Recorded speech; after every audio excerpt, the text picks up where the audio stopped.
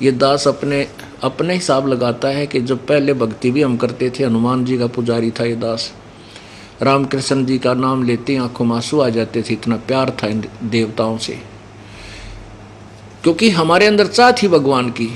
हम भगवान के बिना नहीं रह सकते, जो पूर्व जन्म में मनुष्य थे और पूर्व जन्म में भक्ति करते थे, उनको परमात्मा के बिना चैन नहीं आ सकता। भले ही उन्होंने अपने जैसे भी यथा परंपरागत जो साधना का पता चला है, उसने कोई ना कोई परमात्मा का सहारा ले रखा है।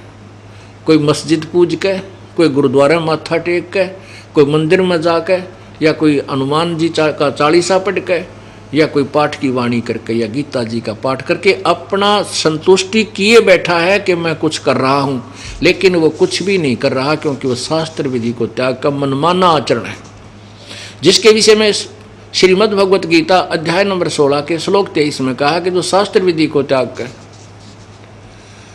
मनमाना आचरण, अपनी मनमानी पूजा करते हैं, उनको ना तो कोई सुख हो, ना उनकी गति हो, ना उनका कोई कार्य सिद्ध हो, कोई सिद्धि भी नहीं हो सकती, अर्थात यूजलेस। तो वो साधनाएं हमारी बेकार थी।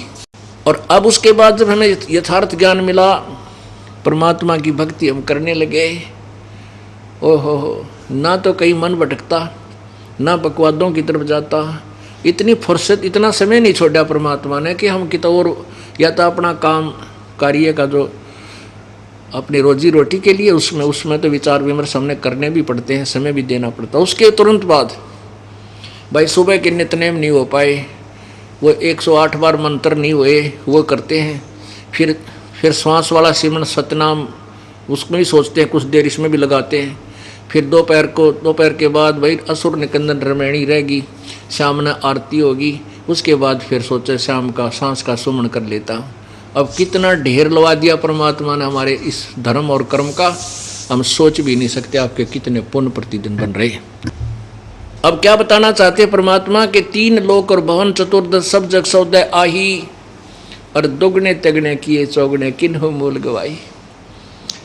पुण्यात्माओं, जो पैसा हम पहला बर्बाद किया करते थे, कोई गुट्टी ला के, रिश्तेदार आ गया, उसकी सबसे पहली शोभा हम दारू की बोतल ले आया करते, जब वो राजी हुआ करता कि मेरी कुछ सेवा पानी बनी, वो पैसा वह उसके भी कर्म बिगाड़ते, अपने भी भाव बिगाड़ते, अपने पाप इकट्ठे करते, और वो शराब पिलाते। और हमारे यहाँ ऐसी रिवाज थी, नहीं भाई जो हुक्का नहीं रखता ना, वो घर किसा, वो तेरा गजब है। पाप काल ने तो कति ऐसा जुल्म कर रखा है कि ये जीव अपने कर्म कति पत्थर मार मार के फोड़ ले। जिस घर में हुक्का नहीं ना कहते, वो घर किसा भाई। तो रिश्तेदार आया करते थे, हम छोटे थे, क्योंकि लाइए रे भर के तेरा फूफा है, अब फूफा तो नरक में जा, अकेला मारी और व्यवस्था करवा दी उसने, हम चलम भर के देते। परमात्मा कहते हैं एक चलम हुक्का बराबर डूब काली धार, इतना महापाप है इस तम्बाकू प्रयोग करने वाले को, और उसको सहयोग देने वाले, भर के भी देने वाले को, चाहे वो ना पीता हो। 100 नारी जारी करे और सुरापान 100 बार, एक चलम हुक्का भर दे डूब काली धार। पर द्वारा स्त्री का खोले 70 दिन अंधा हो डोले, सुरापान मदमासा हारी गमन करे भोग पर नारी, 70 जन्म कटेंगे शीशम, साक्षी साहिब है जगदीशम। यानी एक बार किया हुआ पाप, मदरा पीवे कड़वा पानी, और 70 जन्म समान यानी कुत्ते के जाने। एक बार शराब पीने वाले के 70 जन्म कंटिन्यूस कुत्ते के होंगे। वो तेरा गजब है, इतना घोर पाप बनता है। क्योंकि ये कड़वा पानी पीवे, फिर क्या पीवा, गंदे नाले का पानी पिया करेगा कि तो और पानी ना मिले जब इसको। अब एक बार सुरापान करने से कितना दुख 70 जन्म कुत्ते के होंगे। एक बार परस्त्री गमन करने से क्या होगा, 70 जन्म कंटिन्यूस अंधे की योनियां पाओगा। और उसकी तुलना में क्या बताते हैं, 100 नारी जारी करे सुरापान 100 बार, हो, और एक चलम हुक्का भर दे डूबे काली धार। कितना पाप है एक चलम के भरत के देने में, पीने वाले गिला के बनेगी, वो तो अंदाजा आप खुद ही लगा लोगे बुद्धिमान हो। तो इसलिए हम कितने पाप इकट्ठे करा करते। अब वो पाप तो पांडा छूटा, उस पाप से पीछा छूटा और पुण्य शुरू हो गए। जो पैसा हम किधर और लाते थे, जैसे एक वर्तमान में ला लो, एक बीड़ी का बंडल कम से कम भी 4-5 रुपए का आता होगा, तो बहुत महंगाई होगी। और दिन में कई तनों के थे 2-22 के बंडल पी जाया करता, और एक सिगरेट की डिब्बी ने लवा लाया करता, और तरह का डेली, कि कुछ आप पीता, कुछ दूसरे मित्र आ जाते ले रला ले, यानी रोजाना का 50 रुपये 40 रुपये का दंड कराया करता है। और शराब पीने का तो एस्टिमेट नहीं लगा सकते हो कितना नाश करे दिन में। एक बार शुरू हो गया था सांझ 500 रुपये की पी जा। तो ऐसे हम धन व्यर्थ करते थे, समय बर्बाद करते थे, कितना ताश खेल कर, सिनेमा देख कर, कितना राजनीति के गप्पे मार के। अब उस समय का हम सदुपयोग करते हैं, बाकी काम तो हम कर ही रहे हैं, अपना जो कर्तव्य कर्म है वो तो हमने करना ही है। उस बचे हुए शेष समय को और बचे हुए उस बर्बाद व्यर्थ जो करते थे उस धन को हम दान करते हैं, और जो हमारा समय बकवादों में जावक था उसको, उससे हम भगवान बचते हैं। बस इतना सा काम किया है, वही समय है, वही काम है। अब इसके अंदर कितना परिवर्तन हो गया, हमारे कितने पुण्य बन गए। आप ये समझ लो कि जो अन्य प्राणी तो नीचे को जा रहे हैं और आप ऊपर को जा रहे हैं, उनकी स्पीड ऐसे है, आपकी ऐसे है। आपका और उनका कुछ दिनों में दिन और रात का अंतर हो जाएगा। आप इतने पुण्यकर्मी और आपके घरों में इतने सुख हो जाएंगे। और ये जनता देख लेना, लास्ट में इनकी ऐसी बिरान माटी होएगी, सब जगह धक्के खा लेंगे। जो पूजाएं करते हो तो काम आन की सह को नहीं, उनसे वो थक लेंगे, लौट लेंगे, पिट लेंगे, फिर आओगे यहाँ पर। और फिर सुख तो यही होना है इस पृथ्वी की, तो और ठिकाना को नहीं। ये सत्कर मान लेना, क्योंकि कबीर परमेश्वर के बिना हमारा कोई साथी नहीं, हमारा भगवान हमारा मालिक नहीं है। और वही परमात्मा परम शक्ति है जो हमारे पाप कर्मों को नष्ट कर सकता है। और पाप कर्म नष्ट हुए बिना सुख नहीं हो सकता।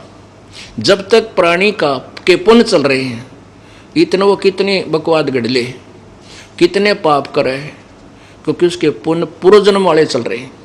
और जिस दिन वो पुण्य समाप्त हो जाएंगे और पापों का जो दौर शुरू होगा, उसकी वाह बिरान माटी होगी, याद रखेगा।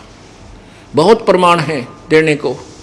एक एमएलए बना, उसके पास इतनी माया थी, कहते हैं उसकी छत के ऊपर फर्स्ट फ्लोर पे ट्रक चला जाता था, लोडेड ट्रक ने ऊपर, इतना मजबूत उसने लेंटर डाल रखे थे और कणिये माया थी। आखिर में उसी की लड़की और दामाद ने कत्लेआम कर दिया, पूरा परिवार नष्ट कर दिया।